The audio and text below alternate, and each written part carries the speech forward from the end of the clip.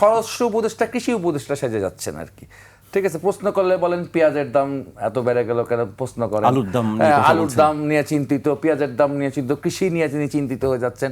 হ্যাঁ, আবার বলতেছেন যে অস্ত্র ব্যবহার হবে না, কারণ ওই অস্ত্র ব্যবহার হবে না, উনি নিশ্চিত, উনি কনফার্ম। কেমনে কনফার্ম হলো এটা উনিই জানে।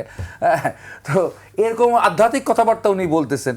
তো এরকম একটা দেশে এখন আমার বাংলাদেশের মানুষ হচ্ছে অনেক ভালো, অনেক অনেক ভালো।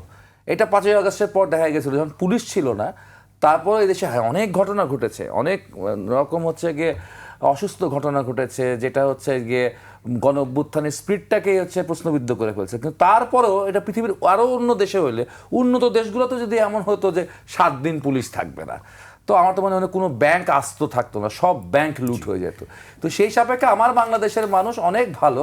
এরকম একটা নৈরাজ্যকর পরিস্থিতির মধ্যে দিয়ে মোটামুটি শান্তিপূর্ণভাবে বাংলাদেশ অগ্রসর হচ্ছে। আর মাত্র 10টা দিন যদি এভাবে হয় তাও ভালো আর কি।